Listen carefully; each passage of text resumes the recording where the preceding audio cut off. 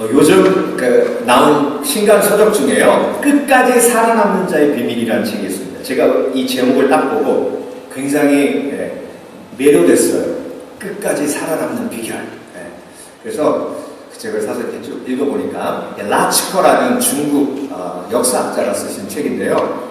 그 속에서 아주 정말 위대한 한 재상을 제가 찾게 됐는데 그 재상 이름이 풍도예요. 풍도. 바람풍자의 길도자, 풍도.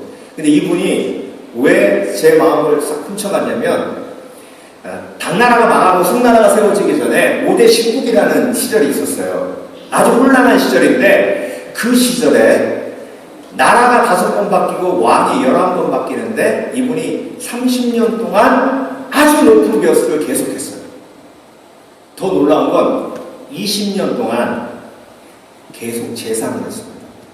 나라가 5번 바뀌고 왕이 11번 바뀌는 거예요. 지금 우리나라 난리도 아니지 않습니까? 그거 보면서 와, 이런 사람도 있구나. 그래서 아마 이분이 이 책을 우리 한국에 번역하지 않았나 이런 생각이 드는데요. 그 비결을 제가 보니까 그 비결이 뭔지 아세요? 너무나도 성서적이에요. 첫 번째로 이분은요, 관계 중심이에요. 그렇게 얘기했답니다. 어차피 죽으면 돈 다 놓고 하늘나라 갈 텐데, 다 죽으면 다 놓고 갈 텐데, 나는 죽어도 사라지지 않는 관계에 투자하리라. 그래가지고 월급 받으면 다 나눠줬대요. 다 나눠줬대요. 그리고 이분이 놀라운 것 중에 하나가 항상 세상에 나가기 전에 마음이 준비되지 않으면 나가지 않는다. 이게 중요합니다. 그러니까 30년 동안 그리고 20년 동안 재상을 하는 거예요. 포기하지 않고 도망가지 않고. 여러분, 우리가 디모데 전서를 묵상하고 있는데요. 지금 디모데가 어떤 상황이냐면 목회 그만두고 싶은 상황이에요. 디모데가 아주 젊은 목사잖아요. 근데 사도 바울이 에베소가 어떤 곳입니까? 아데미 신상 파는 사람들이 아데미 신상 파는 게 수입이 적어지니까 그 원인을 사도 바울에게 돌리고 아리스타고하고 사도 바울 이름을 죽이려고 하는 건 아니에요. 사도행전 보면. 그러니까 거기에 폭력이 난무하고요. 에베소서의 영적 전쟁에 관한 이야기 나오잖아요. 말씀의 검, 구원의 투구, 의의 흉배. 그러니까 그런 영적 전쟁이 있는 곳이 에베소예요. 지금으로 생각하면 라스베가스 같은 곳이에요. 그런 곳에 젊은 목사가 처음 목회지로 간 거예요. 그러니까 1장 3절에 사도 바울이 뭐라 그랬죠? 내가 마게도냐로 갈 때에 너를 에베소에 남겨둔 이유는 이렇게 시작하잖아요. 그리고 나서 1장 맨 끝에 믿음을 저버리고 공동체에서 쫓겨난 후메네오하고 알렉산더 이야기를 하면서 끝납니다. 그 얘기는 뭐예요? 디모데야, 내가 너를 남겨준 이유를 기억하고 거기 남아있어. 도망가지 말고 후메네오와 알렉산더 같은 사람 되지 마. 이 얘기예요. 그리고 율법이 필요한 죄인들 쫙 나오죠. 거기에 동성연애부터 시작해가지고 각종 죄악이 다 들어있는 사람들의 리스트가 나옵니다. 그 사람들이 누구예요? 지금 디모데 힘들게 하는 사람들이에요. 그러니까 여러분, 디모데는요 지금 한마디로 어떤 심정이냐면 다 때려치고 그냥 도망가고 싶은 심정이에요. 그러니까 사도 바울이 디모데전서 1장에는요 디모데를 어떻게 합니까? 위로해요. 특히 디모데가 도망가고 싶었던 이유 중에 가장 중요한 이유가 뭐냐면 자기는 이 교회를 감당할 제목이 못 된다는 거예요. 그러니까 사도 바울이 뭐라고 그랬어요? 1장에서 나를 봐라. 내가 방해자요, 비방자요, 폭력자요, 죄인 중에 괴수였는데 하나님이 나를 능하게 하셔서 사도직을 감당하지 않느냐. 그러니까 디모데야, 힘을 내. 너 할 수 있어. 하나님이 너를 능하게 하셔. 라는 게 1장이에요. 그리고 2장으로 넘어와서는 1장은 이제 마음속에 상처와 아픔을 달래주는 위로의 말씀이 담겨져 있고 2장부터는 실제적으로 그렇다면 내가 너의 상황에 처했을 때 정말 포기하고 싶고 도망가고 싶을 때 어떻게 그 고비를 하나님의 은혜로 이겼는지 구체적인 방법을 이야기하고 있는 거예요. 그래서 2장임에도 불구하고 사도 바울이 뭐라고 얘기해요? 2장 1절. 그러므로 내가 첫째로 권하노니. 그러니까 첫째란 무슨 얘기예요? 구체적인 사역의 방법, 목표의 방법, 가장 중요한 것을 내가 너에게 이야기하노니. 그러니까 이걸 잊지 않으면 도망가고 싶을 때 도망가지 않을 수 있는 힘이 있고 인내가 있을 수 있고, 포기하고 싶을 때 포기하지 않을 수 있는 인내와 힘이 생긴다는 얘기예요. 여러분도 포기하고 싶으실 때가 한두 번이 아니죠. 그렇죠? 그냥 잡은 집어던지면 끝나요. 다른 잡 찾으면 돼요. 근데 아니, 배우자는 집어던질 수 없잖아요. 그렇죠? 자녀들 집어던질 수 없잖아요. 포기하고 싶을 때가 한두 번이 아니잖아요. 교회 사역도 마찬가지예요. 왜 목사님은 내가 이렇게 힘든데, 힘들어 죽겠는데, 말은 죽으라고 안 들어보는데, 우리 교회 얘기하는 건 아니에요. 저쪽에 저 뒷산에 있는 교회 얘기하는 거예요. 포기하고 싶을 때가 한두 번이에요. 근데 여러분, 하나님은요, 하나님의 때에 열매를 맺기 때문에 인내 없이 이루어지는 건 아무것도 없어요. 그 인내할 수 있는 힘이 여기서부터 온다는 얘기예요, 지금. 첫째로 권하노니 모든 사람을 위하여 간구와 기도와 도와 감사를 하라. 그러니까 여러분, 간구와 기도와 도와 감사, 이렇게 기도의 종류를 4가지로 사도 바울이 쪼개놓은 건 뭐냐면요, 그냥 기도하라가 아니라 깊이 있는 기도를 하라, 체험 있는 기도를 하라는 거예요. 그냥 중언부언하는 기도하지 말고 하나님과 깊은 친밀감이 느껴지는 깊이 있는 기도를 하며 네 위기를 돌파하라는 거예요. 그러니까 여러분, 사역을 하든 뭐를 하든 뭐가 먼저예요? 기도가 먼저예요. 이걸 잊어버리면 침체에 빠져요. 사업도 침체에 빠지고, 부부관계도 침체에 빠지고, 자녀와의 관계도 침체에 빠지고, 기도를 잃어버리면 영적인 사람은 무조건 침체에 빠져요. 침체에 빠지면 가장 내 마음속에 생기는 마음이 뭐냐면 포기하고 싶고 때려치고 싶은 마음. 그래서 여러분, 그래서 사도 바울이 베이직으로 돌아가요. 백투 베이직, 기본으로 돌아가요. 디모데에게 오늘 이야기합니다. 그래서 오늘 본문의 1절부터 7절까지 왜 기도가 먼저 가야 하는지를 우리에게 사도 바울이 디모데를 통해서 말씀하고 계시는데요. 3가지로 말씀하고 계십니다. 자, 1절부터 2절을 통해서 첫 번째로 기도가 맨 처음이 되어야 하는 이유는 하나님의 다스림을 보기 위해서. 자, 그러므로 내가 첫째로 권하노니 모든 사람을 위하여 간구와 기도와 도구와 감사를 하되 임금들과 높은 지위에 있는 모든 사람을 위하여 하라. 이는 우리가 모든 경건과 단정함으로 고요하고 평안한 생활을 하려 함이라. 누구를 위해 기도하라고요? 임금과 높은 사람들을 위해 기도하라. 그럼 어떻게 된다고요? 모든 경건과 단정함으로 고요하고 평안한 생활을 하려 합니다. 그러니까 여러분이 원하시는 게 뭐예요? 잔잔하고 평안한 생활을 하고 싶잖아요. 근데 그런 생활을 하게 내둡니까? 주위 사람들이 놔둬요? 그렇게 평안하게 놔둬요? 자녀들이 그렇게 놔둡니까? 고요하고 평안한 생활을 하고 싶어도 그렇게 할 수가 없어요. 특히 우리를 놔두지 않는 게 위정자들이 놔두질 않아요. 나라를 엎었다가 뒤엎었다, 엎었다 뒤집었다. 그러니까 뉴스만 키면 막 툭 떨어. 그러면서 위정자 뒤에다 꼭 욕을 붙이시는 분도 있어요.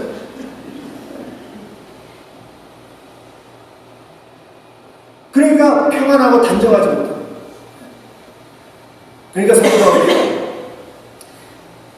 위정자를 위해 기도하라고 하시는 거 뭐냐면, 위정자를 위해서 기도하면요, 위정자 위에서 다스리시는 하나님이 보여요. 근데 기도하지 않으면 위정자만 보여요. 다니엘이 사자굴에 갇혔을 때 여러분 불안해했습니까? 아니에요. 다니엘은 사자굴에 갇혔어도 고요하고 평안했어요. 그리고 모든 단정과 경건과 단정함으로 고요하고 평안한 생활을 사자굴에서 했다고요. 왜? 나를 사자굴에 집어던진 왕 위에 누가 다스리니까? 하나님이 다스리니까. 그런데 그걸 어떻게 봤어요? 다니엘은 자기를 사자굴에 집어던진 왕을 위해서 기도했던 거예요. 그러니까 그 왕을 위해서 기도하니까 그 왕의 위에서 역사하는 하나님이 보이는 거예요. 여러분, 사도행전 27장의 사도 바울이 이제 그렇게도 꿈에 그리던 로마로 갑니다. 근데 로마로 가던 과정 속에 배를 타고 움직이는데 하나님이 미리 가르쳐 주세요. 이 배를 타고 움직이면 광풍이 일어서 목숨의 위협이 올 거라. 그래서 그 얘기를 누구한테 얘기해요? 높은 사람, 백부장한테 얘기하잖아요. 율리오한테. 그래서 율리오가 위험하다는데요? 그랬더니 선장하고 선주가 뭐라 그래요? 아! 걱정 마십시오. 우리가 30년 뱃사공일 했습니다. 우리만 믿으십시오. 가면 됩니다. 그러니까 성경에 율리오가, 백부장 율리오 누구 말을 더 믿었더라? 사도 바울의 말보다 선장과 선지의 말을 더 믿었더라. 그리고 출발해요. 그러면 이 배가 풍랑을 맞을 거라고 하나님이 미리 사도 바울에게 얘기했으면 마음이 고요하고 평안할 수 있어요, 없어요? 없어요. 저 같으면 난다! 차라리 풍랑 맞아 물귀신 되는 것보다 여기서 죽는 게 낫겠다. 난다! 그랬을 거예요. 근데 하나님이 사도 바울에게 평안을 주세요. 어떤 평안? 내가 다스린다. 내가 풍랑도 다스린다. 그러니까 여러분, 기도하는 사람은 풍랑을 다스리는 하나님일 거예요. 근데 기도하지 않으면 백부장만 보여요. 멍청한 백부장만 보여요. 기도하지 않으면 멍청한 선장, 선주만 보여요. 그러니까 내가 뭐라도 해야 돼요. 근데 기도하면 하나님이 다스리고 계심이 보이고 하나님이 다스리고 계심이 평안합니다. 사자굴에 들어가도 평안합니다. 그래서 여러분, 위정자들을 위해서 기도해야 될 가장 중요한 이유가 그 위정자 위에 하나님이 다스리고 계심을 우리가 보아야 평안할 수 있기에 하나님이 그렇게 기도하라고 하신 줄 믿습니다. 그래서 여러분, 스데반이 돌 맞아 죽을 때 하나님께서 그 돌 맞아 죽는 고통을 이기게 하시기 위해서 스데반에게 하나님께서 뭘 보여주셨어요? 하늘을 여시고 보좌를 보여주셨죠? 보좌가 뭐예요? 왕이 다스리는 곳이에요. 스데반이 돌 맞아 죽으면서 하나님한테 받은 메시지는 뭐예요? 스데반, 너를 지금 사람들이 죽이고 있고 돌을 던지고 있고 사람들이 너를 다스리고 있는 것 같지만, 사람들이 너의 생명을 다스리고 있는 것 같지만 내가 너의 생명을 다스리고 있단다. 내가 너를 보호하고 있단다. 두려워 말라, 놀라지 말라. 그러니까 스데반의 얼굴이 천사와 같이 변할 수 있었다. 여러분, 포기하고 싶으신 마음이 드십니까? 다 때려치고 싶은 마음이 드십니까? 기도로 회복하시는 지혜가 있으시길 주의 이름으로 축원합니다. 그래서 모든 삶의 문제는 God first가 회복돼야 해결돼요. 왜? God first 말고 다른 게 first가 되면 그게 우상이니까. 우상이 무너져야 영적인 회복이 일어납니다. God first, prayer first. 하나님이 먼저인 사람은 기도가 먼저예요. 반대로 얘기할까요? 기도가 먼저이지 않은 사람은 하나님이 먼저가 아니에요. 그러니까 평안하지 않은 거예요. 아무리 말로 하나님이 먼저라 그러면 뭐합니까? 일만 터지면 먼저 사람한테 전화하고 막 돈부터 내가 얼마 있는지 체킹 어카운트만 확인하고, 그러니 하나님이 내가 God first가 아니구나. 쟤는 human first, 아는 사람 first, 돈 first구나.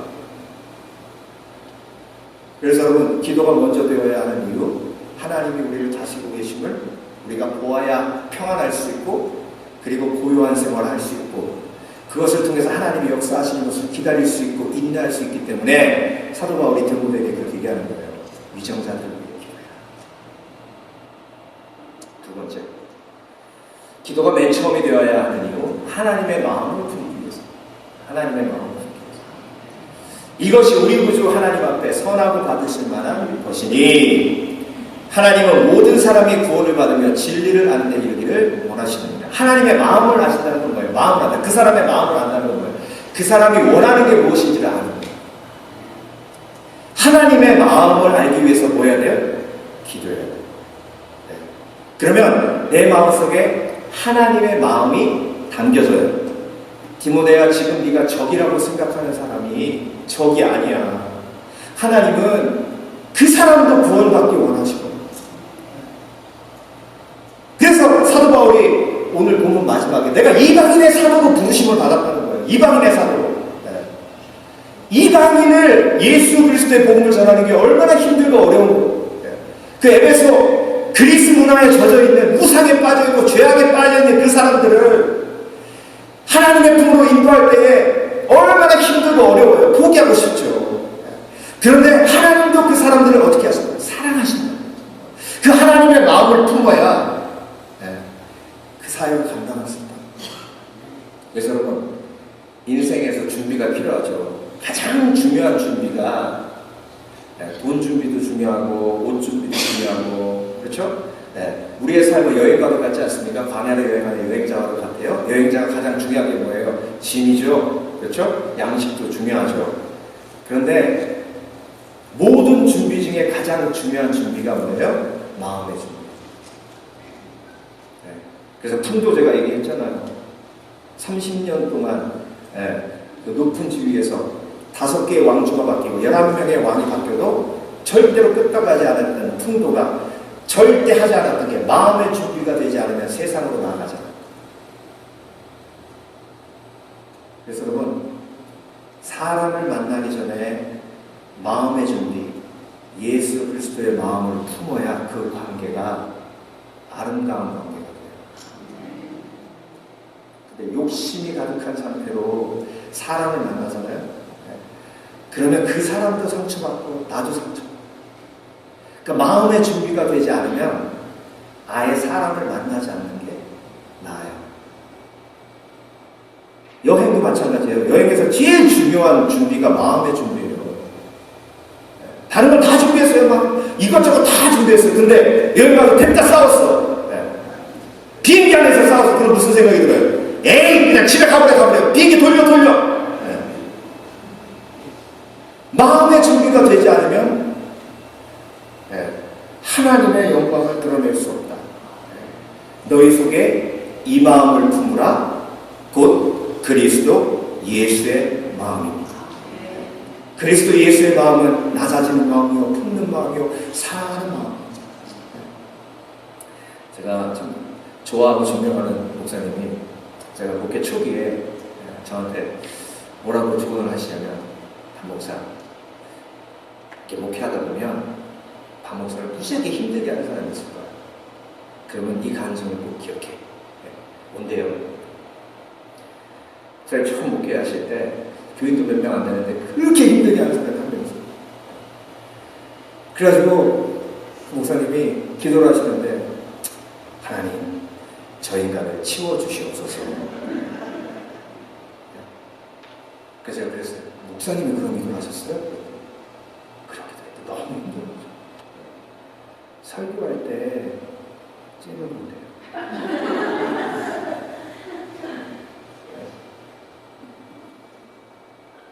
그래서 하나님한테 마음 잡고 그렇게 기도해요. 하나님, 저 인간을 치워주시옵소서. 그럴 때 하나님이 성령을 통해서 그러시더라고요. 저 인간 치우면 너도 치워야 된다. 저 인간 때문에 너를 그 교회로 보낸다.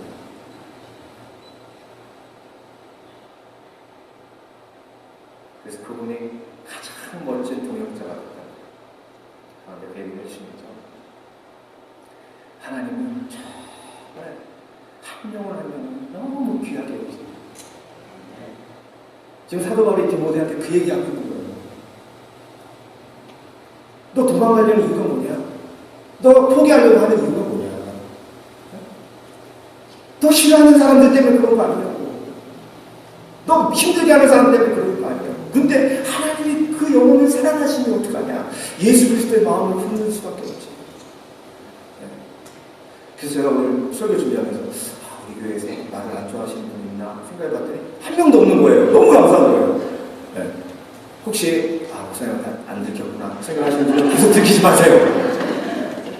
네? 계속 들키지 마세요. 저 행복하게 살게, 행복하게 목회하게. 그죠?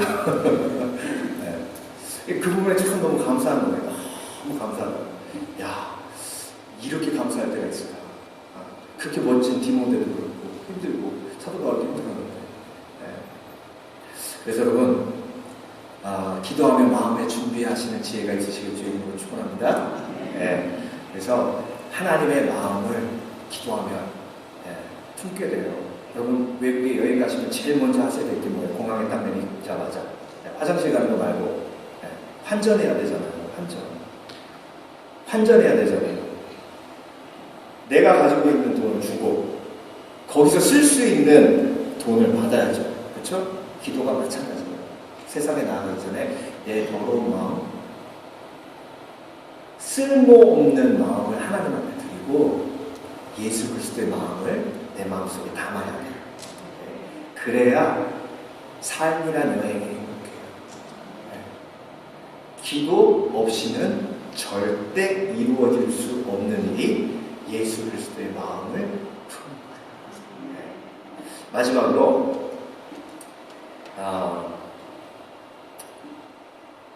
기도가 맨 처음이 되어야 하는 이유, 부르심을 기억하기 위해서.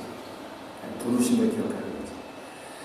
이를 위하여 내가 전파하는 자와 사도로 세움을 입은 자는 참말이 거짓말이 아니니 믿음과 진리 안에서 내가 이방인의 스승이 되었노라. 이 얘기는 사도 바울이 자기 얘기하면서 디모데한테 지금 도전하고 있는 거예요. 디모데야, 지금 너 도망가려고 하지? 너의 부르심이 뭐야? 넌 사도야. 그리고 나처럼 너도 이방인의 스승으로 부르심을 받았어.